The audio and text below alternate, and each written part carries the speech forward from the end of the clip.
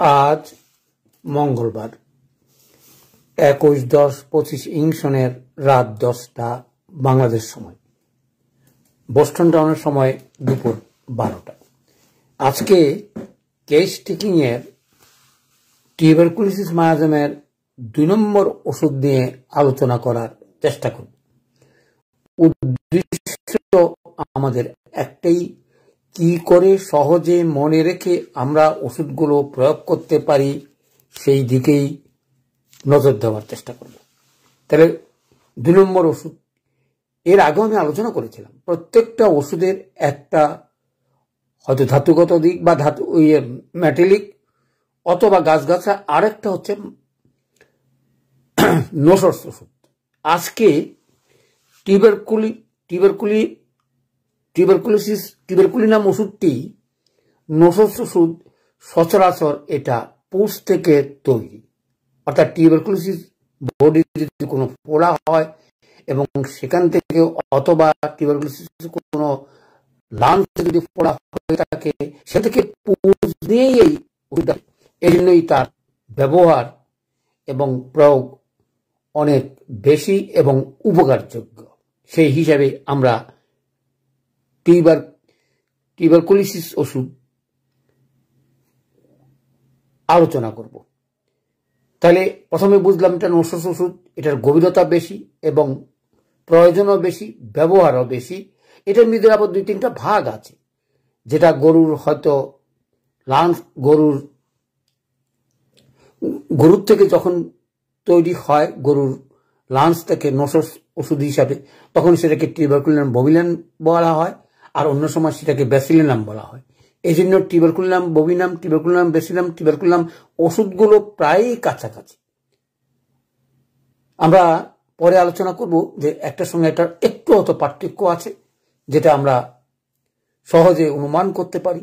অর্থাৎ ব্যাসিলিনাম ওষুধটা সচরাচর স্কিন ডিজিজের উপরে বেশি থাকে, তখন ব্যবহার করা হয়।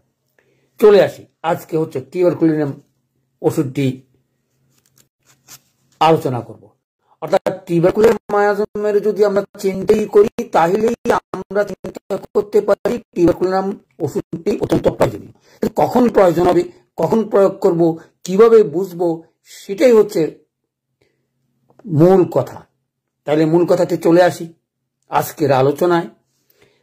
প্রথমে আমরা যদি বলি, টিউবারকুলিনাম ওষুধটি সচরাচর বা মায়াজমটি সরিক এবং সিবিলিটিক হয়েই সচরাচর সেটা দেখা যায়। সেই কারণে আমরা সিবিলিটিক মায়াজমের ধ্বংসাত্মক এবং অস্থিরতা, তার সঙ্গে পরিবর্তনশীলতার কথা মনে রাখতে পারি। অর্থাৎ প্রথমে যদি চিন্তা করি, ওষুধটা অত্যন্ত পরিবর্তনশীল, অস্থিরতা থাকে। পরিবর্তনশীল এর আগেও আমরা আলোচনা করেছিলাম, যেমন আমরা পালসের মধ্যে দেখেছিলাম। অর্থাৎ মলগুলো পরিবর্তন, রোগগুলোর পরিবর্তন, মানসিকতার পরিবর্তন, এবং কখনো এই অঙ্গে কখনো এই অঙ্গে, এরকম যদি পরিবর্তনশীলতা কোনো রোগ থাকে এবং যে রোগগুলো অসাধ্য, অর্থাৎ কোনো রকমই ভালো হচ্ছে না, তাইলেই আমরা টিউবারকুলিনাম ওষুধটি ব্যবহার করতে পারি, আমার বিশ্বাস। তার আগে আরো কতগুলো কথা আলোচনা করব, যেই লক্ষণগুলোর উপরে ভিত্তি করে আমরা ওষুধটা সহজেই ব্যবহার করতে পারি। চলে আসি, এই যে প্রাথমিক কথা বললাম, অস্থিরতা এবং পরিবর্তনশীলতা, তারপর আসছে ধ্বংস এবং ক্ষত, যেটা আমরা এর আগেও সিবিলিটিক মাধ্যমে আলোচনা করেছিলাম। আর এখানে দুটোটা মিলেই ধ্বংস এবং ক্ষত দুটোটাই আছে। ওই যে কারণে বলছিলাম, শরীর থেকে সিবিলিটিক হয়েই টিউবারকুলোসিস বডি, অর্থাৎ আমরা যেটা মিক্সড মায়াজম হিসাবে জানি। কিন্তু এর আগে যে মায়াজমগুলো আলোচনা করেছিলাম, প্রত্যেকটা মায়াজমের আলাদা আলাদা বৈশিষ্ট্য এবং আলাদা আলাদা লক্ষণ আছে। তাহলে এটাকে মিক্সড মায়াজম কেন বলা হয়? অর্থাৎ এটার কিছু লক্ষণ শরীরের, কিছু লক্ষণ সিবিলিটিকের, এবং অথবা 2-3টা মিলেই এই জন্য তাকে মিক্সড মায়াজম হিসাবে আমরা জানি, টিউবারকুলোসিস মায়াজম, এবং সেটারই ওষুধ হচ্ছে টিউবারকুলিনাম। এবং সেই সুবাদে এই ওষুধটা আমরা অত্যন্ত যত্ন সহকারে পড়ব, জানব, এবং প্রয়োগ করার বেলায় আমরা অ্যালার্টনেস, অর্থাৎ সচেতনতা এবং দূরদৃষ্টিতার দৃষ্টিতেই প্রয়োগ করা উচিত বলে আমি মনে করি। অযথা খুব তাড়াতাড়ি করে এই ওষুধ ব্যবহার করা উচিত নয় যদি স্পেসিফিক আমরা লক্ষণগুলো যদি পেয়ে না থাকি। সে সুবিধা আমি আলোচনা করার চেষ্টা করব এবং ক্যান্টের একটা উদাহরণ দিয়ে বুঝিয়ে দেব আমরা যারা 50 শতাংশ পদ্ধতি করি তার থেকে অনেক সহজ এবং অনেক নির্ভরযোগ্য ওষুধ হচ্ছে টিউবারকুলিনাম ওষুধটি। চলে আসি, ধ্বংসাত্মক কাজের কথা বললাম এবং ক্ষতের কথা বললাম এবং পরিবর্তন এবং অস্থিরতার কথা বললাম। আর কি হতে পারে? আর হতে পারে উত্তেজনা এবং দুর্বলতা। অর্থাৎ এই রোগের প্রধান কারণে হচ্ছে দুর্বলতা। দুর্বলতাটা কিরকম? শরীর হালকা পাতলা গঠন এবং সেই শরীরে যদি কোনো কাজ করতে বা মানসিক কোনো অস্থিরতা থাকে, সেখানে যদি কোনো কারণে দুর্বলতা হয়, আমরা এই ওষুধটার কথা মনে রাখতে পারি। সেই সুবাদেই এটার এই লক্ষণগুলো মনে রাখা যায়। আর শেষটা হচ্ছে উত্তরাধিকার সূত্রে যদি পাওয়া যায়, অর্থাৎ বংশগতিতে যদি টিউবারকুলোসিস মায়াজম থাকে বা টিবি থাকে, অথবা টিবি বংশজাত কোনো সন্তান যদি আমরা দেখতে পাই, অথবা সেখানে যদি আমরা কোনো রকমের বাধার সৃষ্টি পাই, তাহলে আমরা ধরেই নেব সেটা টিউবারকুলোসিস মায়াজমের বাধা। অর্থাৎ এই মিশ্র মায়াজম হয়েই তার শরীরে আছে, সেখানে আমরা টিউবারকুলিনাম ওষুধটি ব্যবহার করতে পারি। প্রশ্নটা আমি একটু আগে অ্যালার্টনেস করছিলাম, কি বলছিলাম যে না, সহজে সেটা আমরা প্রয়োগ করব না, তার আগে সিম্পল ওষুধগুলো দিয়ে চেষ্টা করব। অর্থাৎ 1 সপ্তাহ বা 2 সপ্তাহের বেশি প্রয়োজন হয় না যদি আমরা এলএম পদ্ধতিতে ব্যবহার করে উপকার যদি না পাই। অর্থাৎ তরুণ রোগের ক্ষেত্রে অথবা শিশুরা যদি কোনো আক্রমণ হয়, যদি আমরা কোনো রকমের উপকার পাই, তখন আমরা চিন্তা করতে পারি। আর যদি অর্থাৎ বংশগতির ইতিহাস যদি থাকে, তাহলে সেটা অনায়াসেই প্রয়োগ করা, সেটাও ব্যাখ্যা করার চেষ্টা করব ক্যান্টের একটা উদাহরণ দিয়ে। চলে আসি, কিন্তু আমি প্রথমেই বলছি এটা প্রয়োগ করার আগে আমাকে কতকগুলো লক্ষণ সহজেই পেতে হবে। সেই সুবাদে আমরা কোন কোন ক্ষেত্রে সহজেই আমরা বুঝতে পারি। আমি যে এর আগেও বলছিলাম, এই মায়াজমের সবচেয়ে প্রিয় অঙ্গ হচ্ছে, আমরা বলছিলাম, শ্বাসযন্ত্র অর্থাৎ ফুসফুস। তাইলে বুঝতেই পারেন ফুসফুসের যদি কোনো রকমের ট্রাবলস বা ফুসফুস সংক্রান্ত কোনো, অর্থাৎ নিঃশ্বাস নেওয়া শুরু থেকে ফুসফুস পর্যন্ত যত রকমের রোগই হোক না কেন, এটার কারণে হয়ে থাকে। তাইলে ফুসফুসটা মেইন। অর্থাৎ ফুসফুসের রোগ থাকলে আমরা বুঝে নেব সেটা হতে পারে, হবে এমন কথা বলছি না। তার সঙ্গে যদি বংশগতি পান, তাহলে অনায়াসে বুঝে নেবেন এই রোগীর কোনো না কোনো সময় টিউবারকুলোসিস ওষুধটি প্রয়োগ করা উচিত বলে সিদ্ধান্ত আপনি নিয়ে যেতে পারেন। কি? প্রথম কথা হলো বংশগতি, দ্বিতীয় কথা হলো ফুসফুস সংক্রান্ত কোনো আক্রমণ যদি থাকে, আরো আছে। এত সুন্দর অযথা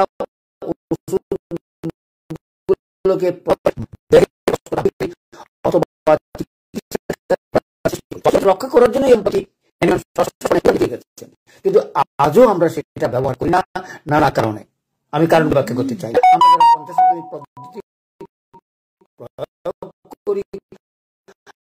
আমরা অন্য জিনিস চিন্তাই করি, এগিয়ে দিয়েছে। প্রথম পদ্ধতির সঙ্গে জানতে গিয়ে আমরা যেন মিসগাইড না হই। অর্থাৎ এমন সতর্ক, এই সকল যারা চিন্তা করেন তাদেরকে উদ্দেশ্যে বলছি, সেখান থেকে বেরিয়ে আসেন।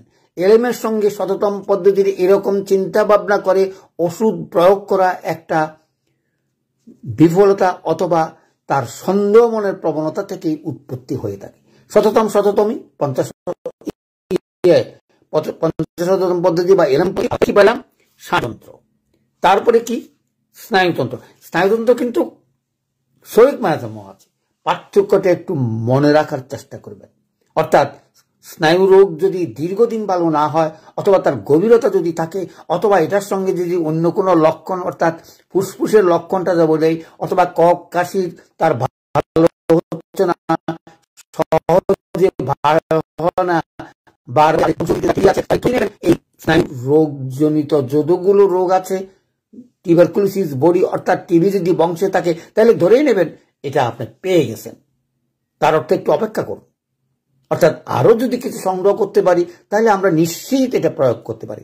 এই সকল লক্ষণের উপরে ভিত্তিতে আমরা প্রয়োগ করতে পারি। দুইটা লক্ষণের কথা বললাম, একটা লক্ষণ হলো বংশগতিতে টিবি, দ্বিতীয় কথা হতো লাংসের ভিত্তিক যদি কোনো কষ্ট হয়, সেটা যদি কোনো নিউমোনিয়া অথবা সর্দি কাশি কফ এগুলোর সঙ্গে কোনো সম্পৃক্ত থাকে তাহলে ধরেই নেবেন সেটা টিউবারকুলিনাম ওষুধটি আমরা ব্যবহার করব। কারণ কেন বলতেছি, কারণ এগুলো ব্যবহার করলে অনেক সময় আমাদের ভুলের কারণে দেহের কষ্ট বাড়ে এবং অন্য কোনো ওষুধে ক্রিয়া কার্যকলাপ করতে পারে না, চিকিৎসা করাটা বিভ্রাট হয়ে পড়ে। কারণ আপনারা তার শরীরের লক্ষণগুলো দেখেই মনে করেন যে এটা তো টিউবারকুলোসিস বডি, হয়তো দেখা গেল কোনো না কোনো ডাক্তার তার কাছে সিএম ডিএম অথবা 50M ব্যবহার করে বসে আছেন, সেই কারণে তার রোগটা অরিজিনালি নয়, সেটা কৃত্রিম রোগ হোমিওপ্যাথিকে তৈরি করে বসে আছে, যার চিকিৎসা করা অনেক সময় ডিফিকাল্ট হয়। কারণ আপনি তো বুঝতে না পেরে সেই ওষুধগুলো আবারও প্রয়োগ করেন, তাতে করে জটিল থেকে জটিলতার সৃষ্টি হয়। এই জন্য স্পষ্টভাবে বলতে চাই, আগে সিম্পল ওষুধ দিয়ে 7 দিন 10 দিন বা 15 দিন চেষ্টা করার পরে বিফল হলেই তারপরে ওষুধ প্রয়োগ করবেন। সেটা দেখবেন ওষুধেই আপনাদেরকে ডাক্তার বাড়াবে। বারবার করে বলতেছি, কারো কোনো কথা শোনার দরকার নাই। আপনার হচ্ছে লক্ষণ ভিত্তিক মায়াজমেটিক এবং একক ওষুধ দিয়ে শরীরের উপরে পরীক্ষা করে 2-1 দিনের ভিতরেই আপনি বুঝতে পারবেন।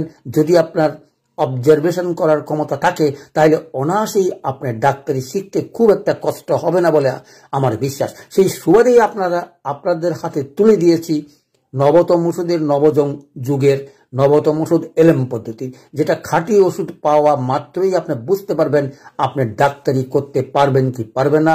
না হলে 3-3বার ফেল করলে আমার সঙ্গে যোগাযোগ করবেন, আমি বুঝিয়ে দেব ভুল ত্রুটি কোথায় হয়েছে। মাত্রা জ্ঞানের নিয়েও একটু পড়ার চেষ্টা করবেন, তা না হলে তো বুঝতে পারবেন না। আমি হয়তো সহজভাবে বলি, অনেক সময় হয়তো আপনাদের বুঝতে কষ্ট হয়, আমি জানি না কিভাবে বললে অতি সহজে প্রয়োগ করতে পারবেন। আবারও রিপিট করছি, তরুণ রোগে ঘনমাত্রা এবং চিররোগের দিনে 1বার অথবা 2বার অথবা 1 দিন পর অথবা সপ্তাহে 2বার। চলে আসে স্নায়ু, পরে কি আসছে প্রভাব, হাড় এবং জোড়া জোড়া ব্যথা। হাড়ের ব্যথা যদি হয়, সেটা যদি সিবিলিটিক মায়াজম বুঝতে পারেন তাহলে আলাদা কথা, কিন্তু সিবিলিটিক মায়াজমের সঙ্গে যদি ওই রকম লাঞ্চের সঙ্গে যোগ হয়ে আছে অথবা বংশগতিতে টিবি আছে এবং ফুসফুসের রোগের সঙ্গে জড়িত এবং তার সঙ্গে যদি ঘিরা ঘিরা ব্যথা হয় তাহলে ওই যে এই জন্যই তার নাম হচ্ছে, অর্থাৎ নাম হচ্ছে সংক্রামক না, নাম হচ্ছে মিশ্র মায়াজম। ওই যে যোগ হলো কার সঙ্গে, স্যাকোডিকের সঙ্গে, হাঁটুর ব্যথা অমুক ব্যথার সঙ্গে ফুসফুসের সঙ্গে তার বংশগতিতে টিবি, তাহলে বুঝেই গেলেন এই রোগটা জটিল এবং সেখানে টিউবারকুলোসিস মায়াজম ছাড়া মায়াজমের চিকিৎসা করা ছাড়া তার আর উপায় নেই। এখন মায়াজম হলেই যে আমরা টিউবারকুলোসিস ব্যবহার করব তা নয়। এই লক্ষণগুলো বা এই অভিযোগগুলো বা এই লক্ষণগুলো আপনাদেরকে পেতে হবে। তারপরে যেই ত্বকের উপর আমি দীর্ঘ আলোচনা করেছিলাম, অর্থাৎ ত্বকের যদি কোনো রকমের ট্রাবলস থাকে এবং সেখানেও টিউবারকুলিনাম বভিনাম দিয়ে আমি একটা রোগী ভালো করেছি, যেটা চিনতেই করা যায় না। আমি এরকম চর্মরোগ দেখি নেই, সারা সর্বাঙ্গে কালো হয়ে চাট হয়ে আছে, সেটা টিউবারকুলিনাম বভিনাম 60 পর্যন্ত গিয়ে ভালো হয়েছে। সুতরাং আপনারা যখন সিলেকশন হয়ে যাবে তখনই বুঝতে পারবেন, রোগীও উপকার পাবে, আপনিও 1, 2, 3 করে একেবারে আমাদের যেরকম ক্লাস 1 থেকে মাস্টার ডিগ্রি পর্যন্ত পড়তে হয় ঠিক সেরকম সিস্টেমেটিক্যালি যাবেন।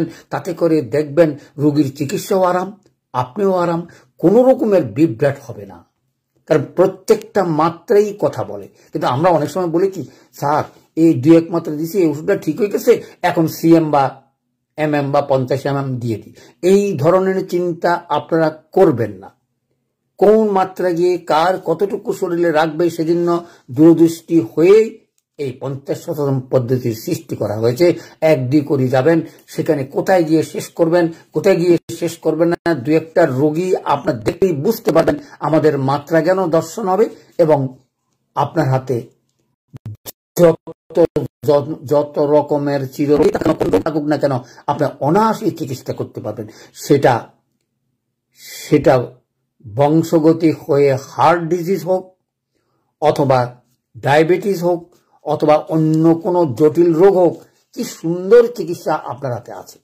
আমাদের একটা দুর্ভাগ্য কি জানেন, আমরা খালি চিন্তা করি সর্দি কাশি জ্বর একটু টেম্পোরারি রোগগুলো ভালো করতে পারি না। আমাদের হাতে এরকম চিকিৎসা যে 80-90 বছর আগে কোনো রোগী মারা যাওয়ার কোনো সম্ভাবনা নাই। তাই বলি রোগ শোকের কথা বলছি, অন্য কথা বলছি না। অ্যাক্সিডেন্ট আলাদা কথা, বজ্রপাত আলাদা কথা, এবং সাপে কাটা আলাদা কথা, কারণ এগুলোর মৃত্যু অ্যাক্সিডেন্ট। কিন্তু অ্যাক্সিডেন্ট ছাড়া অঙ্গহানি হয়ে অথবা কোনো রোগ আক্রমণ করে সহজেই কাহিল করতে পারবে না যারা আমাদের 50 চিকিৎসা করে নিরোগ, অর্থাৎ ভালো থাকার পদ্ধতি আপনিও বুঝতে পারবেন যে রোগীর কখন মৃত্যু হবে, যেটা আমরা বলে থাকি পিসফুল ডেথ, শান্তিতে মৃত্যু। সেটা সকলেই অর্জন করুন, সেটা আমি চাই। আমারও যেন মৃত্যুটা হয় শান্তিতে, অর্থাৎ কোনো রোগ শোক নাই, 1-2 দিনের ওষুধেই আপনার ওষুধে প্রয়োগ করলেন, ব্যর্থ হলেন, আর চিকিৎসা নাই, তখনই আপনি বলতে পারবেন না রোগীর আর আশা নাই, তারপরও আমাদের চেষ্টা আমরা করে যাব। কিন্তু আপনি নিশ্চিত হয়ে গেলেন এই রোগীকে আর বাঁচানো সম্ভব নয়। সেরকম আমারও জীবনে অনেকগুলো হয়েছে।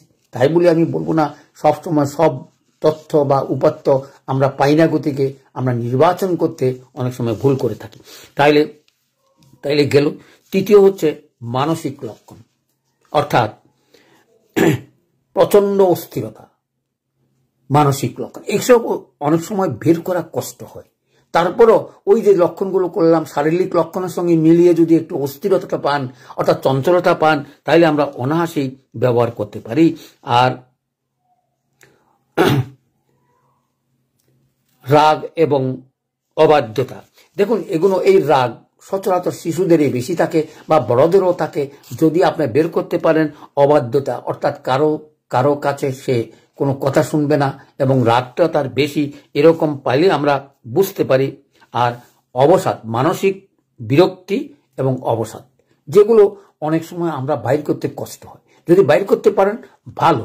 তার অর্থ এই 2-3টা লক্ষণ পেলেই যে আপনি দিবেন, কিন্তু তার সঙ্গেও থাকতে হবে তার ফুসফুসের ট্রাভেলস, লাংসের ট্রাভেলস, কাশি ট্রাভেলস, যে কাশি ভালো হয় না, হালকা পাতলা গঠন এবং বংশবিলাস, এগুলো না থাকলে আপনার মানসিক কষ্টের উপরে একটা ওষুধ প্রয়োগ করলেন, সেটা ঠিক হবে বলে আমি মনে করি না। এই কারণ সিম্পল ওষুধগুলো অনেক সময় আমাদের অনেক উপকার করে থাকে, দিলেই আমরা বুঝতে পারি আমাদের ওষুধগুলো সঠিক হয়েছে কি হয়নি। চলে আসি, তারপরে হচ্ছে ধ্বংসাত্মক চিন্তা। বলে স্যার চিন্তা তো আবার ধ্বংসাত্মক। দেখুন খুনও অনেকে করে, আপনি ইচ্ছা করলেও মারামারি করতে পারবেন না যদি আপনার পিসফুল হয়। এই ধ্বংস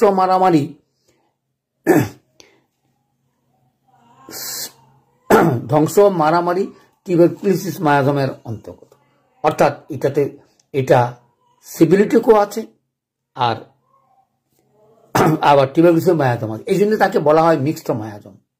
তাইলে বুঝতে পারছেন আজকে এই দুটো ওষুধ আলোচনার, এর আগে আলোচনা করেছিলাম ফসফরাস, তারপরও আমরা টিউবারকুলাম ওষুধটা আমরা জানতে চাচ্ছি কিভাবে ব্যবহার করব। দেখুন এর ভিতরে 3-4টা লক্ষণ আমরা বুঝিয়ে গেছি যে আমরা কিভাবে ওষুধটা প্রয়োগ করব। আরও আছে শারীরিক লক্ষণ, অর্থাৎ দেখুন ক্রনিক কাশি।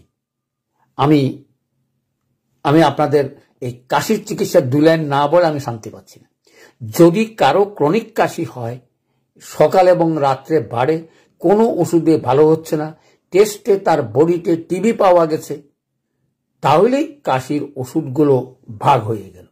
যদি কারো শরীরে টিবি না থাকে এবং বংশগতিতে টিবির ইতিহাস না থাকে এবং কাশি যদি ভালো না হয় এবং সেই কাশি বিরক্তকর, এরকম রোগী 10-12 বছর ভোগ করেছে, সেরকম কাশির রোগী আমি পাটোসিন দিয়া ভালো করেছি। আমি কেন এই কথাটা বললাম?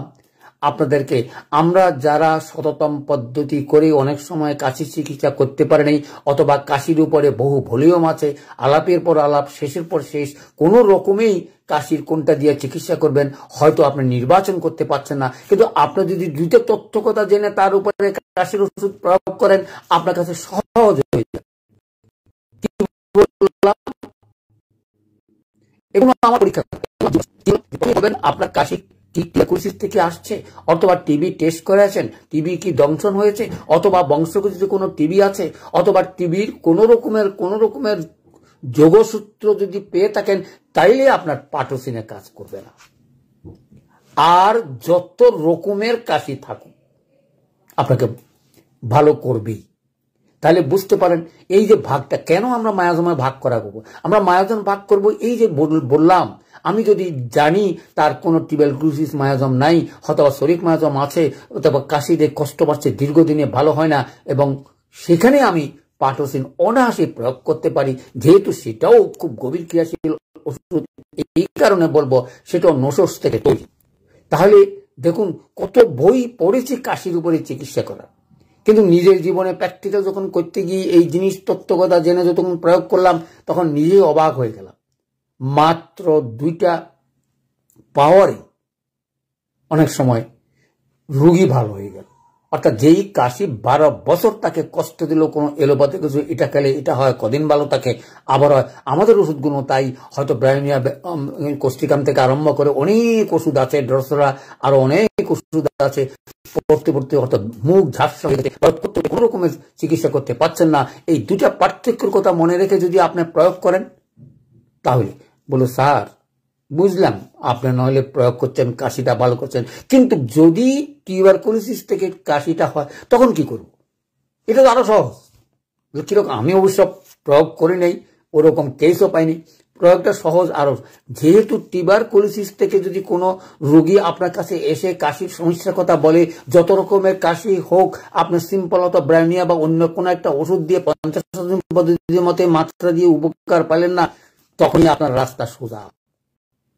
কারণ বংশগতিতে একটা টিবি আছে, আপনি জানতে পারলেন তার এফেক্ট আছে, অথবা দুর্বলতা আছে, অথবা হালকা পাতলা গঠন, তাহলে তো অনায়াসেই টিউবারকুলিনাম ওষুধটি আপনি ব্যবহার করে এই কাশিটা 10 দিনের মাথায় আপনি ভালো করতে পারবেন। আমি দৃঢ়তার সঙ্গে বলতে পারি। দেখুন, তাহলে কাশির চিকিৎসা আজকে থেকে আমার মনে হয় অনেকটা সহজ হয়ে গেছে। তারপরে আরো একটা কথা বলি, কথার পরে কথা আসে, না বললেও বুঝতে পারি না। আবার অনেকে বলবো স্যার অনেক বেশি কথা বলেন, মূল কথা কম কম। আরে মূল কথাটা মনে রাখার জন্যই তো বেশি কথাটা বলি, মূল কথাটা মনে রাখার। কারণ এটা মনে রাখা অনেক কষ্ট, অনেক উপমা দিয়ে বুঝাইতে হয়। যেমন আপনারা ফেল করলেন, টনসিল ভালো হইলো, অমুক ভালো, কিন্তু এডিয়ান্স গ্ল্যান্ডটা ভালো হচ্ছে না। বুঝে নেবেন এটাও টিউবারকুলোসিস মায়াজম। এটা আমার জীবনে প্রথমে ঘটেছে। এখনো আশা করি যে এটা আর আমার কাছে যেরকম দুর্ভেদ্য নয়, আপনাদের কাছেও হবে, যে এইরকম রোগী যদি পাই, তার এডিয়ান্স গ্ল্যান্ডটা অপারেশনের কথা বলছে, এবং এটা ট্রাবল সৃষ্টি করছে, এবং নাকের নিঃশ্বাস নিতে পারে না, এবং হা করে, আরো অনেকগুলো রোগী লক্ষণ অথবা লক্ষণের ভিত্তিতে আপনি নির্বাচন করতে পারবেন। কিন্তু যখনই দেখবেন এক একটা ওষুধে ফেল করে তার বংশগতিতে টিউবারকুলোসিস মায়াজমের জড়িত আছে, অথবা বুঝতে পারছেন, তখন আর দেরি নাই, একমাত্র ওষুধ এটা। যাই, তাইলে আমার বোঝা হলো যে এডিয়ান্স গ্ল্যান্ডের উপরে এর আগেও আরো 2-1টা ওষুধের কথা আলোচনা করেছিলাম। ফেল করলে আমরা কি করব, কোন মায়াজমের ভিত্তিক, এই যে মায়াজম যদি না জানেন অথবা প্রয়োগ যদি না জানেন, তাহলে আপনি চিকিৎসা করতে পারবেন না।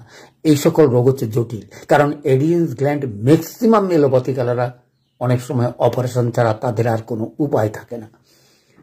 তারা হাত পা বাঁধা, তাদের যেহেতু আর রিলিফ দেওয়ার জায়গা নেই, ওষুধ ভালো না, এখন সেটা অপারেশন করে ফেলাই উচিত বলে তারা মনে করবেন। কিন্তু আপনার হাতে যখন আসে দিগন্ত খোলা, আপনি খালি কেস্টিং সুন্দর করে নিয়ে তার উপরে চিকিৎসা করবেন, এবং 1-2 মাত্রেই আপনাকে বলে দেবে এই রোগী এই ওষুধ।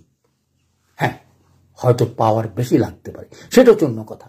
কত পাওয়ার দিবেন, কিভাবে দিবেন, M1 M2 থেকে শুরু করলে রোগী বলবেন আমাকে ওই ওষুধটা দেন, গতদিন যে ওষুধটা দিয়েছিলেন 2টা বা 3টা পাওয়ার, সেই ওষুধটাই দেন।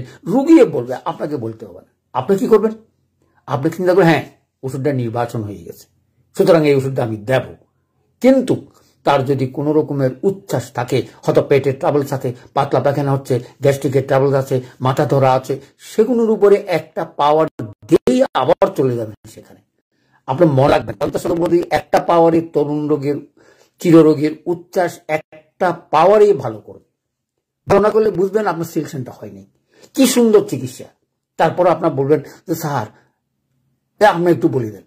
আরে আমি কি বলবো, রুগী দেখছেন আপনি, টেস্টিং নিছেন আপনি, কোন মায়াজম কতটুকু আছে নিছেন আপনি, সবগুলো লক্ষণ থাকলে না আমি কোন দিকে যাব চিন্তা করতে পারবো। আমার মতন আপনিও চিন্তা করি প্রয়োগ করেন। ব্যর্থ হওয়ার কোনো কারণে হতে পারে, একটা ওষুধ নির্বাচনে বা একটা ওষুধ নির্বাচনে আমাদের পার্থক্য থাকতেই পারে, কিন্তু দর্শন আমাদের এক, লক্ষ্য আমাদের এক। আপনাকে আমরা নির্মূল অর্থাৎ সকল রোগ থেকে আগামীতে যেন আপনি বসবাস করতে পারেন, আপনারও লক্ষ্য, আমারও লক্ষ্যটা। তাই নির্বাচনের ক্ষেত্রে পার্থক্য হয়ে কিনা হইতেই পারে।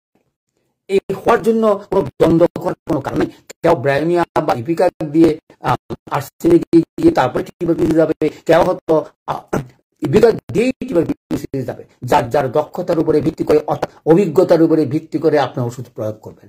শর্ত একটা, ওষুধটা খাঁটি হওয়া চাই। বাজারে অনেক সময় ওষুধ দিয়ে অনেক সময় আমরা নির্ভর করতে পারি না, সেজন্য আমাদের প্রয়োজন অর্থাৎ শুদ্ধ এলএম পদ্ধতির ওষুধগুলো। সেই সুবাদে আমার কাছে পাওয়া যায়, আপনারা আমার সঙ্গে যোগাযোগ করবেন। আমি চেষ্টা করব আপনারাও যেন আগামীতে সেই সকল ওষুধ নিজেরাই তৈরি করে নিজের ওষুধগুলো নিজেরাই ব্যবহার করতে পারেন। চলে আসি, অনেক কথা আলোচনা করলাম, এডিয়েন্স গ্ল্যান্ডের কথা বললাম। এবার চলে আসি দীর্ঘস্থায়ী ক্লান্তি, ওজন হ্রাস। এখন তো ওই প্রথমেই দেখি জেনে মনে হয় চিনি ওয়ারে যেটা আমরা ফসফরাসের আলাপ করেছিলাম, ফসফরাসের রোগী দেখতে আমরা চিনি, টিউবারকুলোসিস রোগী দেখতে চিনবেন যদি বুকটা কবুতরের বুক হয় তাহলে টিউবারকুলোসিস মায়াজম, আর যদি ফ্ল্যাট হয় এবং অন্যান্য লক্ষণ মিলে তাহলে বুঝবেন সেটা ফসফরাসের লক্ষণ। কি সুন্দর দুই একটা কথা যদি মনে রাখতে পারেন তাহলে ওষুধের পার্থক্যগুলো অনেক সময় নির্বাচন করাও আপনাদেরকে সহজ হবে এবং প্রয়োগিতা। মনে রাখবেন প্রথম দিনেই মায়াজমগুলো ভাগ করে কতটুকু কার মায়াজম আছে, বংশগতিতে তার কি আছে, এগুলো নেওয়ার চেষ্টা করবেন। আমি জানি রুগীরা আপনাকে সব কথা বলবে না, সব কথা নিতে বিরক্ত হবে অথবা ভালো লাগবে না। আপনি যেটুকু পারেন প্রথম দিনই চেষ্টা করবেন সেগুলো সংগ্রহ করার, তা না হলে আপনার ব্যর্থতা অনিবার্য। খালি প্রশ্ন আছে স্যার আরেকটা কথা না বললে ভালো লাগছে না, সেটা হচ্ছে গুরুবিদ্যা। আমাদের বিগত বছরগুলোতে বলা হয় গুরু ছাড়া হোমিওপ্যাথিক শিক্ষা হয় না। আমি সেখান থেকে আপনাদেরকে দূরে আসতে বলবো। এলোপ্যাথিকালরা সব ডাক্তারি শিখে, তাদের কোনো গুরু নাই, শিক্ষক আছে। এ লটস অফ শিক্ষক তাদের হাতে আছে, অর্থাৎ যেটা তারা নিজেদের পড়ালেখার মাধ্যমে নিজেরাই শিখে নিজেদের ওষুধগুলো প্রয়োগ করে তাদের দক্ষতা আছে। আমি সেটা বলবো না, আমাদেরও দক্ষতা কম নাই যদি নিজেরটা নিজে প্রয়োগ করে শিখতে পারেন। কারণ বইপত্র আমাদেরও যথেষ্ট আছে, আমাদের নাই মূল কথাতে আসা। সবাই লক্ষণের কথা বলবে, সবাই ওষুধের কথা বলবে, সবাই রোগের কথা বলবে, কিন্তু বলে না কিভাবে আমরা মাত্রা জ্ঞান দিয়ে চিকিৎসাটা করব। দেখবেন সব কিছু বলে দেয়, আরে লক্ষণ তো বইপত্রকে আছে, লক্ষণ তো আমি বের করতে পারি, কিন্তু মাত্রাটা আমি কখন কিভাবে প্রয়োগ করব এটাও নির্ভর করবে আপনার অবজারভেশনের উপরে, যে কতটুকু ঘনমাত্রা দিয়ে আমি এই রোগীকে আমি চিকিৎসা করতে পারি। তাহলে চলে আসি, তারপরে কি পেলাম, তারপরে দীর্ঘস্থায়ী রোগের কথা বললাম, ওজন হ্রাসের কথা বললাম, আর গ্ল্যান্ড ফোলা। এটা আবার কি কথা স্যার? গ্ল্যান্ড ফোলা টিউমার বুঝলাম, অমুক বুঝলাম, গ্ল্যান্ড ফোলা মানে কি? দেখুন আমাদের লিম্ফো গ্ল্যান্ডগুলো যদি থাকে বিভিন্ন জায়গায়, সেগুলো যদি ফুলে যায় এবং সেখানে যদি ট্রাবল সৃষ্টি করে, তাহলেও ধরে নিতে পারেন সেটাও টিউবারকুলোসিস বডির। চলে আসি, আর রাত্রিবেলা বৃদ্ধি তো সিভিলিটিক মায়াজম, কিন্তু রাত্রিবেলা বৃদ্ধি যদি ঘামের সঙ্গে অস্বস্তি থাকে, ঘামও আবার সিভিলিটিক মায়াজমে আছে, কিন্তু রাত্রিবেলা ঘামের সঙ্গে যদি অস্বস্তি থাকে তাহলে আপনি ধরেই নেবেন সেটা টিউবারকুলোসিস বডি। অর্থাৎ আমরা টিউবারকুলোসিস ওষুধটি প্রয়োগ করার জন্য রাখলাম, প্রয়োগ করবেন আমি এমন কথা বলছি না, এমন কথার জন্য 4-5টা লক্ষণ দেখবেন উল্লেখযোগ্য লক্ষণ, শেষে আপনি আপনাদেরকে বলবো এই সকল লক্ষণ পেলেই আপনি অনায়াসে কোনো না কোনো সময় তাকে প্রয়োগ করে মূল ট্রিটমেন্টে যাওয়ার চেষ্টা করবেন। চলে আসি, হাড়ে ব্যথা, স্পাইনাল কর্ড, ওই যে হাঁটুর জোড়া জোড়া ব্যথা একটু আগে বলছিলাম, সাইকোটিক থেকে যখন হয়। আর যখন আমরা স্পাইনাল কর্ড অর্থাৎ আমাদের শীত দ্বারা মেরুদণ্ড যদি ক্ষয়প্রাপ্ত হয়, দেখুন সেখানে অনেক রকম ব্যথা থাকতে পারে। একটা ব্যথা হচ্ছে সেখানে লিকুইড জন্য বেগুলো, সেটা সাইকোটিক। আর যখনই কোনো হাড় ক্ষয় হয়ে যায়, ওজনে হোক এমনি হোক, তখনই বুঝবেন সেটা সিভিলিকুয়ার টিউবারকুলোসিস। কত তথ্য আছে, কত তথ্য মনে রাখতে পারলেই ভালো। আমার মনে হয়, দুঃখের থেকে বলতেছি, আমার ভিডিওগুলো কেন শুনে না, এবং যদি ভিডিও শুনে তাহলে তার কোনো রকমের দ্বিধাদ্বন্দ্ব থাকতে পারে না যে ওষুধ প্রয়োগের ক্ষেত্রে। তার কারণ এত সহজে এতভাবে, হ্যাঁ মনে না থাকতে পারে, কারণ মনে রাখা বা প্রয়োগ করা না জানলে বা প্রয়োগ না দেখলে অনেক সময় মনে রাখা কষ্ট হয়। আমার যদি এত ওষুধের প্রয়োগ আমি না করতাম, আমার ওষুধের কথা মনে থাকতো না। কিন্তু আমার থেকে দক্ষতার সঙ্গে অনেকেই কি সুন্দর লক্ষণ বলে ওষুধ বলে, আমি অবাক হই। কিন্তু চিকিৎসা ক্ষেত্রে তাদের দক্ষতাটা কম। এই জন্য আপনাদেরকে বলছি, প্রতিটা ওষুধ আপনি প্রয়োগ করে করে আগান, তাহলে শিক্ষাটা পূর্ণাঙ্গ হয়। খালি বই পুস্তক মুখস্থ করে তত্ত্বকথা দিয়ে আপনি হাজারো লক্ষণ তটস্থ করে বলতে পারেন, কিন্তু প্রয়োগের ক্ষেত্রে আপনি পারেন না। কেন পারেন না? যেহেতু আপনি প্রয়োগ করে নাই, মুখস্থ করে লক্ষণগুলো মনে রেখেছেন এবং ভালো করে বক্তৃতাও দিতে পারেন, কিন্তু আমি যেই সকল লক্ষণ অর্থাৎ মনে করেছি এই ওষুধটার এই লক্ষণ এই ওষুধে আছে, সেই ওষুধ প্রয়োগ করে প্রমাণ করে তারপরে আমার শিক্ষা হয়েছে যে না, আমাদের ম্যাটেরিয়ামেডিকাতে এমন কোনো লক্ষণ নাই যেই লক্ষণের ওষুধগুলো কাজ করে না, খালি আপনি একটু মনে রেখে প্রয়োগটা করেন। বলে সেটা তো মুশকিল, প্রয়োগের বেলায় আবার কি শততম করব, না দশমিক করব, না 50 দিন পদ্ধতি করব। আচ্ছা বুঝলাম, একটা পদ্ধতি ঠিক করলাম, তারপরে আসেন আমি কি মাত্রা দেব, কখন দেব, কিভাবে দেব, কত মাত্রা খাওয়াবো, সেটাই তো বুঝি না। এগুলো জন্য মাত্রা জ্ঞানের বই আছে, অথবা আমি একদিন, আমরা যারা 50 দিন পদ্ধতি করি, ভয়ের কোনো কারণ নেই। হ্যাঁ, আরেকটা কথা বলি, অনেক সময় তো বলবেন খালি বক বক করে কিছু বলে না, আমি বলি বাচ্চাদের ক্ষেত্রে মনে রাখবেন, 6 মাস পর্যন্ত কোনো রোগ শোক বাচ্চাদের কম হয়, সেখানে 1 ফোঁটা বা 2 ফোঁটা, 1 মাসের 1 ফোঁটা, 2 মাসেও 1 ফোঁটা, তারপরে 2 ফোঁটার বেশি কখনো আপনাদের ওষুধগুলো বাচ্চাকে 2 ফোঁটা, এটা একটু মনে চেষ্টা করবেন। কারণ তারপর সার মাত্রা কি হবে, বাচ্চাকে তো আপনি 1 কাপ 2 কাপ খাওয়া দিয়েছেন, তারপর দেখা গেল ঠান্ডা লাগে গেল, তারপরে তার অন্য সমস্যা হলো। সেখান থেকে আমি বারবার বলছি 1 ফোঁটা বা 2 ফোঁটার বেশি বাচ্চাদেরকে দেবেন না। তার মা দেখে দেখবেন, যারা যেই মায়ের স্তন পান করে শিশু বেঁচে থাকে, তাহলেই দেখবেন শিশুর কাজ কি। এগুলো অবাক হবেন, এ সকল তথ্য কথা বললে শেষ হবে না। তারপরে বলে স্যার কিছু তো বললেন না। আমি জানি না এর থেকে আর তথ্য কথা বেশি আছে, কারণ প্রত্যেকটা কথা। কালকেও একটা রোগী টেলিফোন করি বলছে 3 মাসের বাচ্চা মারা গেল। কেন মারা গেল? দেখুন, আমি বলতাম না, আসলে কথাগুলো মনে পড়ে, সবসময় সব কথা মনে থাকে না। বলল যে দুধের ফ্লোর জন্য তার বেশি পেটে খেয়ে গেছে, খেয়ে কারণে হয়তো বমি হয়েছে, নাকে টাকে বমি হয়ে শিশুটা মারা গেছে। কেন এই দুঃখ কথা বলতেছি? যদিও আমি প্রয়োগ করে নিই, আমি বলবো যদি সেই মহিলা শিশু জন্মের আগে আমার ওষুধ খেয়েছে, জন্মের পরে তো হোমিওপ্যাথিক ওষুধের কোনো দরকার নেই। আমরা যারা ডাক্তারি করি তারা বলবেন এখন আর কোনো ওষুধের দরকার নেই। এটা ভুলেও করবেন না। আপনাদের ওষুধগুলো বা আমাদের ওষুধগুলো যে কি প্রয়োজনীয়, এটা যদি বর্ণনা করা যায় শেষ করা যাবে না। আমি যেটুকু বুঝেছি সেটাই বলার চেষ্টা করি, আপনারা বোঝার চেষ্টা করবেন। কারণ যদি সে ব্রায়োনিয়া প্রথম থেকে খেত অথবা জন্মের পর থেকে খেত, তাহলে ব্রায়োনিয়া আপনাকে কন্ট্রোল করে দিত কি পরিমাণ দুধ বাচ্চার জন্য হবে, কি পরিমাণ দুধ খাবে, কি পরিমাণ তার লাগবে। আমরা তো খাওয়াই, বাচ্চাকে মাকে খাওয়াইছি দুধ এবং আরো জিনিস, মার দুধের একেবারে ভর্তি।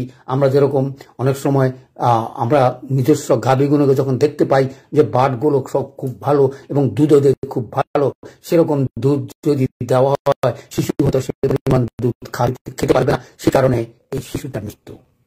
অর্থাৎ এমন পরিমাণ দুধ তার যখনই বাছুর অথবা মানব শিশু তার মার স্তন পান করতে যায়, তখনই এত তীব্র বেগে বের হয়, অনেক সময় সেটা আমরা বুঝে উঠতে পারি না। তার পেটের ট্রাবলস অর্থাৎ পেট ভর্তি হয়ে যায়, সে তখন খাওয়ার লোভ সামলাতে পারে না, তারপরে অসুবিধাগুলোর সৃষ্টি হয়। এই জন্যই আপনাদেরকে বলছি, আপনারা যারা শিশু চিকিৎসা করবেন, আপনারা সেখানে মাকে ওষুধ দেওয়ার চেষ্টা করবেন যেন দুধটাও কন্ট্রোলে থাকে। কারণ এরকম যেন দুধ না হয় যে এই দুধের বিনিময়ে শিশুটা প্রাণ হারাইল। কি দুঃখের! সত্যি আমি নিজেই দুঃখিত পেয়েছি। কারণ ডেলিভারির আগে আমার ওষুধ খেয়েছে, ডেলিভারির পরে তো প্রয়োজন নাই। কারণ যখনই ওই অন্ধের সাইড দোষ, যখনই হোমিওপ্যাথিক 2-1 মাত্রাকে বা একটা রোগ ভালো গেলে বলে আমার তো আর ডাক্তারের কাছে যাওয়ার দরকার নেই। এই ভুল তথ্য থেকে আপনারা আপনাদের রোগীদেরকে রক্ষা করার চেষ্টা করেন যে আপনার আসছেন পাইলস ভালো হয়ে গেছে, আপনার আসছেন টনসিল ভালো হয়ে গেছে। না, আপনার চিকিৎসা শেষ হয় নাই। এটাই দুঃখের, এটাই জানার। এটা জানার জন্যই আমার ভিডিওগুলো প্রচার করার চেষ্টা করবেন। আমি চাই না এই একটা রোগের উপরে চিকিৎসা করে আপনি তাকে বলেন আপনি ভালো হয়ে গেছে, কখনো বলবেন না। আপনি ওষুধ খান, দেখবেন রোগও আসবে, ওষুধও আসবে, রুগী চলবে। কোন রকমের রুগী 1 বছর, 1.5 বছর, 2 বছর আগে আপনার চিকিৎসা করতে পারবেন না, শেষ হবে না। একমাত্রা করে দিয়ে শরীর মাঝাম দিলেই দেখবেন অন্য রোগ বাড়তেছে, অন্য রোগ শেষ করলে আরেকটা রোগ আছে। কারণ রোগ নাই এরকম কোনো লোক আছে বলে আমি মনে করি। হ্যাঁ, 2-1 জন পাওয়া যায়। কালকে একটা রুগী পেয়েছি, কি সুন্দর, 40 বছর বয়স পর্যন্ত তার কোনো ট্রাবলস নাই। কিন্তু আমি যখন ইতিহাস নিলাম, হ্যাঁ রোগগুলো আছে একুইটের সঙ্গে একটু মিলিত, সেভাবেই আপনারা ট্রিটমেন্ট করার চেষ্টা করবেন। চলে আসি তাহলে হাড়ে ব্যথা, স্পাইনাল কর্ড, হাঁটুর জোড়া গেল। তারপরে এটা আগেও বলা হয়েছে, হালকা পাতলা গঠন এবং দুর্বলতা, অনেক সময় মেধা এবং বুদ্ধিমান হয়ে থাকে টিউবারকুলোসিস বডি, সেখানেও আমরা লক্ষণগুলো মনে রাখতে পারি। চলে আসি তারপরে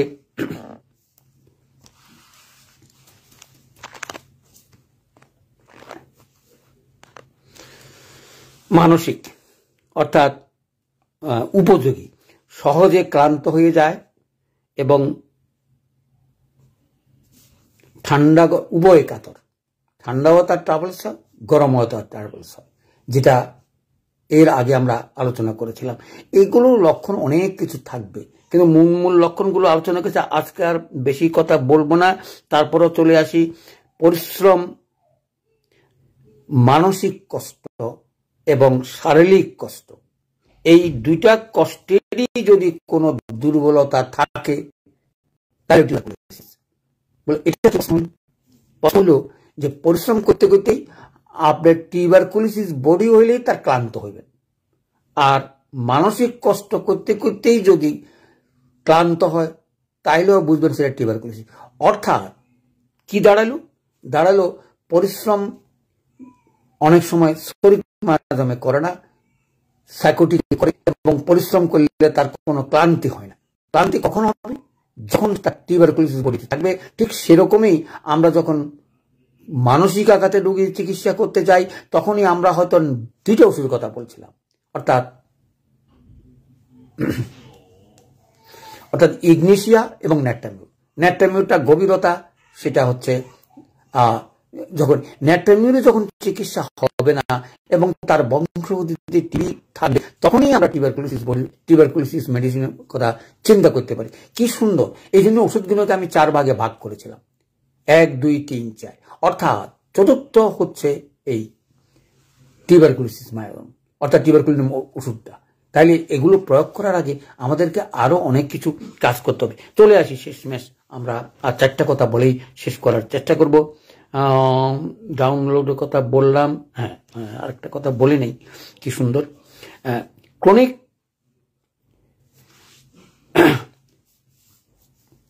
টিবি যদি থাকে এটা প্রয়োগ করার 1 নম্বর। তার সঙ্গে যদি ক্রনিক অ্যাজমা বা ব্রঙ্কাইটিস থাকে, অথবা নিউমোনিয়া যা 2-3 বার হয়েছে এবং অ্যাজমার ট্রাভেলস, কিছুতেই অ্যাজমা সারে না এবং কদিন পর আবার হয়, যেটা আমরা ক্রনিক অ্যাজমা বলি অথবা ব্রঙ্কোনিউমোনিয়া বলি, যাই বলি না কেন, এগুলো আগে হয়েছে এবং টিউবারকুলোসিস ইতিহাস আছে, তাহলে তো আর সোনার সোহাগা। কারণ লাংসের উপরে এফেক্ট হলেই আমরা বুঝি এই অঙ্গটা টিউবারকুলোসিস মায়াজমের খুবই পছন্দের জায়গা। তাহলে বুঝতে পারলেন অ্যাজমা এবং ব্রঙ্কাইটিসের কথা। তারপরে আর্থ্রাইটিস, রিউমেটিক এবং আর্থ্রাইটিস, অর্থাৎ এগুলো যখন কোনো ওষুধে ভালো কাজ না করবে তখনই আমরা বংশগতি হিসাবে ওই যে আগে কেস্টিকিং নিয়ে ভাগ করে রেখেছিলাম সে রোগ টিউবারকুলোসিস অর্থাৎ টিবি রোগ বংশগতিতে আছে এবং ক্ষয় রোগ তার কাছে আছে, অর্থাৎ এটা ভাগগুলো করেই আপনি করেছেন, সেখানে থাকলেই আমরা চিন্তা করতে পারি। আর একজিমা, যে একজিমা বারবারই আসে, কদিন ভালো হয়ে আর বারবারই দেখা দেয় এবং চিকিৎসা করাটা দুরূহ, ক বছর পর দেখা যায়, ওই এক কথাই, অর্থাৎ বংশগতির টিবি যদি থাকে তাইলেই তার শরিক মায়াজমের সঙ্গে মিলে সেটা বারবার আসবে, যতক্ষণ পর্যন্ত না আপনি টিউবারকুলোসিস মায়াজম না দিয়ে শরিক মায়াজমে যাবেন। কি সুন্দর ট্রিটমেন্ট। হ্যাঁ, সালফার 2-1 প্রয়োগ করছেন, প্রয়োগের পরে ভালো হয় না, তখনই বুঝে নেবেন নিশ্চয়ই তার বডিতে টিউবারকুলোসিস মায়াজম আছে। তা না হলে আপনার সালফার দিয়েই আপনার সমস্ত চর্মরোগগুলো ভালো করতে পারেন। যে সকল চর্মরোগ ভালো হয় না এগুলো বুঝে নেবেন টিউবারকুলোসিস বডি, যেমন আমরা টিউবারকুলোসিস বডিতে হয়, যেমন আমরা বলতে পারি সোরাইসিস সহজে ভালো হয় না, এটাও টিউবারকুলোসিস বডি। একজিমা যখনই বারবারই আসে তখনই আপনি বুঝবেন সেটা টিউবারকুলোসিস। ফেল করলেই আপনি প্রয়োগ করবেন, যদিও তার বংশগতির ইতিহাসে না পান। আপনি যদি 2-3 সালফার বা অন্য কিছু প্রয়োগ করে ফেল করেছেন, অর্থাৎ 1 মাসে কোনো রকমের উপকার পাচ্ছেন না, বারবারই রিপিট করে, তখনই আপনি বুঝবেন তার শরীরের বংশগতির ইতিহাসে অথবা অন্য কোনো লক্ষণ না পাইলেও তখন। এই জন্যই বলি না কেন, বললে তো আপনারা বেশি ব্যবহার করবেন, এই কারণে এইসব কথা বলতে চাই না। কারণ স্যার বলছেন না আপনি, আমি ওই কথা বলছি না। ফেল করে করে যখন আমি 1 মাসের চিকিৎসা ব্যর্থ হয়েছি তারপরে আমি প্রয়োগ করব, বলো স্যার এতদিন পর্যন্ত তো রুগী থাকে না। আরে আপনি কি প্রথম দিনেই কি আপনার টিউবারকুলিনাম বমিনাম দিয়ে গেলেন? তাহলে তো তার রোগটা আপনি ডেকে নিয়ে আসলেন। সে যদি টিউবারকুলিনাম বমিনামের রোগী না হয় তাহলে তো তার রোগটা হয়ে যাবে এবং চর্মরোগটাও ভালো হবে না। সেখানের জন্যই বলছি ওষুধ প্রয়োগ করার আগে বারবার ভাববেন, কিন্তু সিম্পল ওষুধ প্রয়োগ করতে কোনো রকমের হাত কাঁপা উচিত নয় বলে আমি মনে করি। আপনাকে রাস্তা দেখাবে আর নাহলে বলে দেবে আমাকে আর দিবেন না, আমি আর পাচ্ছি না। সেটা বেলেডোনাই বলুন, ওই যে ট্রায়ার কথা বলা হয়, অ্যাকোনাইট, বেলেডোনা, ক্যালক্রিয়া কার্প, টিউবারকুলোসিস।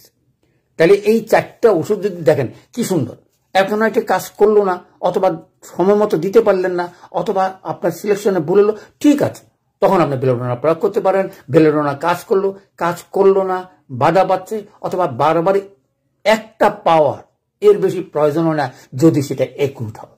কি সুন্দর। আরে অ্যাকোনাইটে তো 2-3 মাত্রায় কাজ করে, হ্যাঁ, তারপরে পাওয়ারটা শেষ করবেন, সেটা হচ্ছে হোমিওপ্যাথিকের নিয়ম। যখন একটা পাওয়ার শেষ করবেন, দিনে 15 মিনিট বা 3-4 বার দেওয়ার পরে তার রোগ ভালো হয়ে গেছে, তাহলে এখন একটা দিনে 2 বার দিয়ে এটা শেষ করার চেষ্টা করবেন। ঠিক সেরকম বেলেডোনা 2-3 মাত্রা, অর্থাৎ আধা ঘন্টা বা 1 ঘন্টা পর 2-3 মাত্রা ভালো হয়ে গেছে, তারপরে সেই মাত্রাটা দিনে 2-3 বার দিয়ে শেষ করার চেষ্টা করবেন। তার পরবর্তী ওষুধ আপনি ভাববেন যে আমি কিভাবে যাব, নাহলে অপেক্ষা করবেন, অর্থাৎ বেলেডোনা আর কি যাবে কি যাবে না। তো বেলেডোনা যদি না যায় তাহলে আপনি ক্যালকেরিয়া কার্প, আর ক্যালকেরিয়া কার্প প্রয়োগ করার পরে 3-4 অথবা পাওয়ারটা দিলেন, মিনিমাম 2 থেকে 4টা পাওয়ার দেওয়ার পরেও তার কাজ করছে না, কাজ করতে পারছে না, রিপিট করছে, তখনই ধরে নেবেন সেটা টিউবারকুলোসিস রোগী। কি সুন্দর হোমিওপ্যাথি। অবশ্য আমরা তো হাত ভর্তি রোগী পাই না, আর চিকিৎসাও করতে পারি না। সেই জন্যই বলছি এই ধাপগুলো কথা মনে রাখ। এই ধাপগুলো কিন্তু আমাদের ম্যাথমেটিকাতে অনেক সময় বলা থাকে, আপনাকে একটু মনে রেখে প্রয়োগটা ট্রয়া অথবা কোনটার পর কোনটা আসতে পারে, একটা পর একটার ওষুধ চলে না, ওষুধ দেখে বেরিয়ে আসেন। আর অ্যান্টিডোট কোনো প্রয়োজন নেই, একটা পর একটা ওষুধ চলে না, এসব ওষুধ ভাবার কোনো চিন্তা নেই। যখনই আপনি দেখবেন লক্ষণ আছে, আপনার ওষুধ আছে। নাক শেষ হয়ে গেছে, পালস দিতে পারেন, পালস শেষ হয়ে গেছে, বেলেডোনা দিতে পারেন, কোনো অসুবিধা নেই।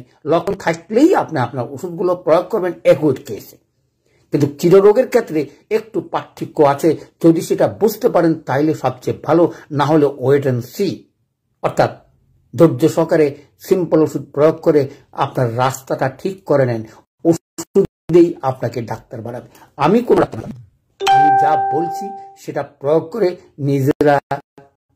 নিজেদের মতন করে চলুন, অর্থাৎ ডাক্তারি নিজেকেই শিখতে হবে, কেউ আপনাকে শিখাতে পারবে না। আপনার প্রয়োগ করে করে শিখার চেষ্টা করবেন। তারপরে শিশুদের দুর্বলতা বৃদ্ধি, একজিমার কথা বললাম না, আর একটা কথা বলেই শেষ করব, দুইটা কথা। ঘন ঘন মাত্রা এটা প্রয়োগ করবেন না। কোনটা? কখন? যখন বয়স্ক লোকদের। কিন্তু বাচ্চাদের ক্ষেত্রে অনেক সময় সেটা ঘনমাত্রা ব্যবহার করা যায়। সেখানে সুন্দর একটা কথা আজকে ক্যান্টের উদাহরণ দিয়ে আমি বলছি। ক্যান্ট সেখানে কি বলছে? ক্যান্ট বলছে 10 m 2 মাত্রা, 50 m 2 মাত্রা, CM 2 মাত্রা দিলেই তার টিউবারকুলোসিস রোগী আর হয় না, অথবা সেগুলো সেই রোগটার কাটা যায়। আমি আপনাদেরকে নতুন তথ্য দিচ্ছি, কোনো দরকার নেই আপনি M1, M2, M3, M2 অর্থাৎ 4 মাত্রা কোন শরীরে চিন্তা করেন আর কি আছে। অর্থাৎ এই 4 মাত্রা যে কোনো লোককে আপনার দিতে পারেন প্রিভেন্টিভ হিসাবে। প্রশ্ন আসছে কখন আমি এই ওষুধটা প্রয়োগ করব? যেমন ধরেন ইতিহাস পাইলেন তার রোগের প্রবণতা আছে, এ সকল লক্ষণ আছে, এবং সেটা কোনো টিউবারকুলোসিস রোগী নয়, অথবা তার বংশে টিবি নাই, অথবা তাহলে আপনি কি করবেন? তার বাকি জীবনে যেন তার টিবি না আসে যে কোনো প্রকারে, সেটা সিগারেট খাওয়া হইতে পারে, সেটা অন্য কারণে হতে পারে, অর্থাৎ লাংস এফেক্ট করে আসতে পারে। তখন আপনার 4টা মাত্রা যখন সুস্থ থাকবে তখনই প্রয়োগ করার চেষ্টা করবেন। ক্যান্ট কি বলল? ক্যান্ট তো সেরকম দক্ষ ডাক্তার হওয়া আমাদের সৌভাগ্য নয়। আমাদের বোধহয় 3 জন্ম হলো আমরা এই জিনিস পাবো না। তাদের যেই পরিশ্রম করে, যেই দর্শন দিয়ে তারা যে বইগুলো লিখেছেন, কিন্তু ব্যাপারটা হচ্ছে তারা 50 পদ্ধতি পায় নাই। সে কারণে কি বলছে? 10 m, 50 m, CM। আরো বড় বড় ডাক্তার বলবে স্যার ক্যান্টে তো এতটুকু পাওয়ার দিয়ে ব্যবহার করছে, আপনি কেন এর বিরোধিতা করেন? আমি বিরোধিতা করছি না, আমি করছি 50 প্রয়োগের কথা, যেটা প্রয়োগ করে অবাক হবেন। এবং অনেকে আমাকে বলে যে এত তাড়াতাড়ি হোমিওপ্যাথিক ওষুধ কাজ করে, আগে তো কোনোদিন জানতামই না। সেই জানার জন্যই একটা বাক্স বের করেছি, 14টা পদ নিয়ে ঘরে ঘরে যেন সেটা ব্যবহার করা হয়। সেটা ব্যবহার করতে আরও কোনো প্রয়োজন নাই, মানুষ জানুক যে 50 মধ্যে কি পরিমাণ কাজ করে। সেটা জানলেই আপনাদের মতন ডাক্তারকে খুঁজে বেড়াবে, যে না যারা এলএম পদ্ধতি ব্যবহার করে 50 মধ্যে, ওই ডাক্তারের কাছে আমি যাব। আমিও আপনাদের উদ্দেশ্যে বলবো এটা ঘরে ঘরে দেন, তারা প্রয়োগ করে শিখুক। সকল রোগের চিকিৎসা, মূল চিকিৎসা আপনাদের কাছে আসতে হবে। কারণ আপনারা হতাশ হয়ে আছেন, স্যার আমাদের কাছে তো রোগী আসে না। কারণ আপনাদের ওষুধ যে ভালো তারাই তো বুঝে না। কারা? যারা ব্যবহার করবে, জানবে, শিখবে, তাদের যদি একটু ধারণা থাকতো যে না এটা এলোপ্যাথিক থেকে অনেক তাড়াতাড়ি কাজ করে, এবং আমি ব্যবহার করেছি, আমি পারিবারিক বাক্সা থেকে ব্যবহার করে দেখেছি, চমৎকার কাজ করে। আরে আপনার ভয় পান কেন? এটা যদি সে ব্যবহার করে দেখবেন। এই কালকেও একটা উদাহরণ, আসলে কত উদাহরণ কথা মনে পড়ে, সময়ে চলে যায়, আবার দেরি হয়ে যাচ্ছে। কালকে একটা রুগী আমাকে বলল যে স্যার ইপিকাকে কোনো কাজ করে না। যখন সে লক্ষণের কথা বলল, আমি দেখলাম সেই লক্ষণের রক্ত প্রবাহমান লক্ষণের উপরে ভিত্তি করে আমি দেখেছি সেটা নাইট্রিক অ্যাসিডের রোগী। এখন আপনি তার কাছে আসে ইপিকাক, তাহলে ইপিকাক কি নাইট্রিক অ্যাসিডের কাজ করবে? যখনই ইপিকাক ফেল করবে তখনই খোঁজ করবে আপনার মতন ডাক্তার এলএম পদ্ধতি কোথায় আছে, তাকে নিয়ে যেন আমি ওষুধগুলো প্রয়োগ করতে পারি। যত রকমের কঠিন রোগ হোক, আপনি যদি সিস্টেম মতন ওষুধ জেনে সেখানে যদি আপনি নাইট্রিক অ্যাসিড প্রথমেই প্রয়োগ করতে পারেন, কারণ সে তো ইপিকাক ব্যবহার করে ফেল করে আসছে। কারণ ইপিকাক রক্তপাত বন্ধ করে। আমাদের ওষুধ আরও আছে, আপনি বলবেন সেখানে নাইট্রিক অ্যাসিড কেন দিলাম? সেটা তো ওই রোগীর উপরে ভিত্তি করেই আপনাকে বলতেছি। রোগী যখন বলছে নাকি ক্ষত এবং ক্ষতের থেকে রক্তপাত, এবং সেই রক্তপাত কিছুতেই বন্ধ হয় না, এরপরে কি আর লক্ষণের দরকার আছে? যেখানে আমার রোগী আমার ঘরোয়া চিকিৎসাতে ইপিকাক ফেল করেছে, আপনি এরকম জিজ্ঞাসা করে ওষুধ প্রয়োগ করবেন, তারপরে কেসিসটি নেবেন, আপনি 1 মাত্রা 2 মাত্রাই নাইট্রিক অ্যাসিডে কাজ করবেন। কি সুন্দর চিকিৎসা ব্যবস্থা! কোথায় এলোপ্যাথিক, কোথায় আমাদের ডাক্তার? আমরা যদি এলোপ্যাথিকের সঙ্গে ডাক্তারি এরকম হসপিটাল দিয়ে চিকিৎসা করতে পারতাম, আমার মনে হয় কোনো রোগী ব্যর্থ হওয়ার কোনো কারণ নেই। তাই বলে আমাদের হাতে মরবে না? নিশ্চয়ই মরবে, নিশ্চয়ই মরবে। ওই যে বললাম একটু আগে যে নাকে চোখে দুধে মরে গেছে, সেটা এই যে শিশুটা মৃত্যুর জন্য হয়তো আমার এই দুঃখটা বাকি জীবনে যাবে না। কেন যাবে না? কারণ আমরা যদি ঠিক মতন ব্যবহার করি। সেই দিন গত সপ্তাহে একটা রোগীর কথা বলছিলাম, যেটা অ্যাকোনাইট এবং স্পাইরোফার্মা দিয়ে তার জীবন দান করেছি, কিন্তু এই বাচ্চাটাকে তো আমি দিতে পারলাম না। কেন পারলাম না? আমার ব্যর্থতা কোথায়? আমার ব্যর্থতা হচ্ছে আমি এমন কথা বুঝাইতে পারি নাই, যে কথা যে বাচ্চা জন্মের পরেও আপনি আমার শিশু আমার চিকিৎসাটা করান। কারণ আমরা জানি 6 মাস পর্যন্ত বাচ্চাদের কোনো রোগ শোক সহজে হয় না। যদি আপনার এখন প্রশ্ন আছে, স্যার আমাদের বাচ্চা তো নিউমোনিয়া হয়ে যায়, আমাদের বাচ্চা তো অমুক হয়ে যায়, দোষটা আপনার। বাচ্চার দোষ না, ম্যানেজমেন্টের দোষ।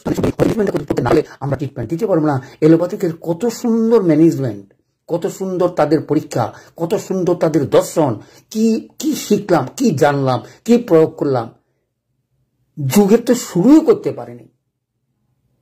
আমি জানি না, চলে আসি। আসলে আর একটু কথা না বললেই প্রাণ ভরে না, যে কোন দিন কোন কথা মনে পড়ে। দেখবেন দাঁতের ছিদ্র, দাঁতের উপরে তো যত কথা বললাম সবগুলো হচ্ছে সিফিলিটিক মায়াজম। বলে স্যার এই দাঁতের উপরে ভিত্তি করে কি করে চিনব যে সেটা টিউবারকুলোসিস মায়াজম?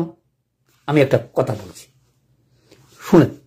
দাঁতে যদি ছিদ্র থাকে, এটা আবার কি কথা? দাঁতে কি কোনদিন ছিদ্র দেখেছেন? দেখবেন কোন কোন দাঁতে একদম এনামেলের উপরে দিয়ে ছিদ্র হয়ে গেছে, একেবারে মনে যেন একটা পোকা ঢুকে সেটাকে কাইল করে ফেলছে। এরকম যদি দাঁতের চিহ্ন পান, বুঝবেন সেটা টিউবারকুলোসিস মায়াজম। এই জন্য খালি দাঁতের উপরেও যদি আপনার পড়ালেখা করেন, তাহলে কত রকমের সিমটম আপনি কতভাবে মনে রাখার চেষ্টা করবেন। হোমিওপ্যাথিকের কোনো শেষ আছে? ব্যর্থতা আমাদের, ব্যর্থতা হোমিওপ্যাথিকের নয়। আমি চিকিৎসা করতে পারি না, আমার ব্যর্থতা। এখনো আমাদের দ্বন্দ্বের কোনো শেষ নাই। ওই রোগী এটা দিয়া ভালো করেছে, ওই রোগী এটা দিয়া ভালো করেছে, ওই রোগী সর্দি ভালো করে ফেলেছে, হ্যাঁ আমিও সেটা দিই। এখান থেকে বেরিয়ে আসেন। কারো কথা শোনার প্রয়োজন নাই। ভিডিও শুনবেন অথবা পড়ালেখা করবেন ম্যাটেরিয়া, সেখান থেকে লক্ষণগুলো যদি মনে রাখতে পারেন, 3-4টা লক্ষণ এবং মায়াজমেটিক ভাগগুলো যেভাবে আমি বলছি, অর্থাৎ আমার মায়াজমের উপরে এই দ্বিতীয়বার কথাগুলো হচ্ছে। প্রথমবার কথা আরো 1 বছর 2 বছর আগে আমার ইউটিউবে আছে। আজকে থেকে ইউটিউবে এই ভিডিওটা দেওয়ার চেষ্টা করব, যেন এখানে না দেখে ওখানে একটু দেখেন। তাহলে আগামী প্রজন্মের জন্য আপনারা কিছু করে যাবেন ইউটিউবে দেখলে। কারণ আপনারা তো বলবেন লক্ষ লক্ষ টাকা পেয়ে যাচ্ছি। না, আমি লক্ষ টাকা পাওয়ার মতন আমার ভিডিও না। কারণ আমার ভিডিও এই 200-300-500 উপরে ভিডিও দেখে না মানে আমার আফসোস নেই। কারণ 18,000 সাবস্ক্রাইব থাকার পরে যদি ভিডিও 300-400 দেখে, তাহলে কি বুঝলেন যে এগুলো আমার সঙ্গে আছে। যদি 1800 ভিডিও দেখতো তাহলে তো 1800 টাকা পেতাম। আজকে যদি আমার এই ভিডিওটা বের হয়ে 1800 দর্শক দেখে, তাহলে আপনি নিশ্চিত থাকেন আমি 1800 টাকা পাবো। কিন্তু দেখবে কই, এই তো 200-300 উঠতেই কত কষ্ট। যাই হোক, চলে আসি। সেটাও আগামী প্রজন্মের জন্য রেখে যাবার বিশ্বাসে আমি চলে আসি। আজকে যে কথাটা দিয়ে শেষ করতে যাচ্ছি সেটা হচ্ছে, দাঁতের ছিদ্র যদি থাকে এবং ছিদ্রটা যদি পোকা ঢুকেছে মতন মনে হয়, এরকম মনে হলে আমরা টিউবারকুলোসিস মায়াজম বিশ্বাস করতে পারি এবং সেখানে আমরা দিতে পারি। বলে স্যার আরেকটা কথা না বললে তো নয়, হৃদরোগ। বলে স্যার হৃদরোগে তো এলোপ্যাথিকের টিউবারকুলোসিসের কোনো কাজ নাই। আছে, এই জন্যই বলি, কারণ আমাদের ওষুধের কোনো শেষ নাই। কারণ এই জন্যই হোমিওপ্যাথিকটা বড় কঠিন, বড় আনন্দের। কারণ হৃদরোগ যখনই ধ্বংসাত্মক হয়ে মৃত্যুপথ যাত্রী হবে এবং অন্য কোনো ওষুধ আপনি সিলেকশন করতে পারছেন না, তার বংশগতীয়, তার টিবি আছে, অমুক আছে, 2-1টা অ্যাকুইট রোগী ওষুধ দিয়ে যখন চিকিৎসা করতে পারবেন না, তখন ধরেই নেবেন সেটা টিউবারকুলোসিস বলে। এগুলো একটু স্টাডি করে থাকেন। যত রকমের হার্ট ডিজিজ হোক, চিকিৎসা আপনার হাতে। বলে স্যার এত দৃঢ়তার সঙ্গে কথা, আমার মতন লোকে যদি এখনো দাঁড়িয়ে এত সুন্দর সুন্দর কথা বলতে পারি যে 2বার হার্ট স্ট্রোক হয়ে গেছে, আরেকবার চান্স, তারপর বিশ্বাস করেন আমার ওষুধগুলো আমি দেখতে মনে থাকে না। সেজন্য আমারই দোষ। কোনো কিছু ঘটলে আমি বলবো আমি ওষুধগুলো খেতে পারি নাই। ওই যেরকম করে একটা উদাহরণ দিয়ে বলছিলাম, একটা পরিবারে 5 জন খেয়েছে, 5 জন ভালো আছে, 1 জন খায় নাই, সেই হোমিওপ্যাথিক খাইনাই গতিকে সে মৃত্যু হয়েছে। অত আমারও তাই হবে। আমার ওষুধগুলো আমি সিলেকশন করে খেতে পারি না, কারোর সঙ্গে ডিসকাশনও করতে পারি না। কি দুর্ভাগ্য। আমি চাই যে হোমিওপ্যাথিককে অন্তত 90 বছর উপরে বসবাস করি। যেটুকু ক্ষয় হয়ে গেছে, যেটুকু ধ্বংস হয়ে গেছে, সেটুকু তো আর করতে পারবো না, কিন্তু যেটুকু আছে সেটুকু যেন আমি আগিয়ে যেতে পারি। আমি যদি আমার ট্রিটমেন্টটা করতে পারি বা করার মতন যোগ্যতা অর্জন করতে পারি, আপনিও পারবেন। আপনার মা বাবা ভাই বোনকে আপনার মতন করে চিকিৎসা করবেন। এলোপ্যাথিক খাইলে খাবে, এলোপ্যাথিকের চিকিৎসা এলোপ্যাথিকের, আপনার চিকিৎসা আপনার। আপনার এই দর্শনটুকু হোক আপনাদের সবাই, এই চিন্তা করে দুহাত তুলে সৃষ্টিকর্তার নিকট প্রার্থনা করছি আপনাদের যেন সেই দর্শনটা হয়। কি দর্শন? হোমিওপ্যাথিক সকলের আয়ু যেন 90 বছর বা 100 বছর। আগে আমার ধারণা ছিল যে হ্যাঁ 80 বছর, এখন বলি যত দিন যাচ্ছে তত অবাক হই। 100 বছর বাঁচার মতন হোমিওপ্যাথিক আপনাদেরকে সাহায্য করবে। যারা যত কঠিন রোগ হোক না কেন, 60 বা 70 বছর থেকেও আপনি যদি সিস্টেমেটিক্যালি হোমিওপ্যাথিক প্রয়োগ আপনার পরিবারে মা বাবার সেবাটা দিতে পারেন, এলোপ্যাথিক খাওয়ানো আমার কোনো আপত্তি নাই। তার সঙ্গে আপনার নির্বাচিত ওষুধ, আপনার, আমার না, আপনার নির্বাচিত ওষুধ খাওয়ান, উপকার যদি না পান, 3-3 বার ফেল করেন, তাইলে আমার সঙ্গে যোগাযোগ করার চেষ্টা করবেন। আমি এই কথা বলছি না কারোকে আয়ু আমরা বাড়াই দিতে পারবো না। আল্লাহ আয়ু সবাইকে দিয়েছে 100 বছর। আমাদের নিজের কারণে নিজেরাই ধ্বংস করে নিজেদেরই চিকিৎসা নিজেরা করতে পারে না, সেজন্য দোষটা আমাদের, আল্লাহর দোষ না। আল্লাহ আপনাকে আয়ু দিছে, আমাকেও দিছে, কিন্তু আপনার সেই আয়ুটা নষ্ট করতেছেন নানাভাবে। আমি আর এখন ব্যাখ্যা করব না, আলোচনা শেষ করছি একটা অনুরোধ জানিয়ে। এই ভিডিওগুলো দেখার চেষ্টা করবেন।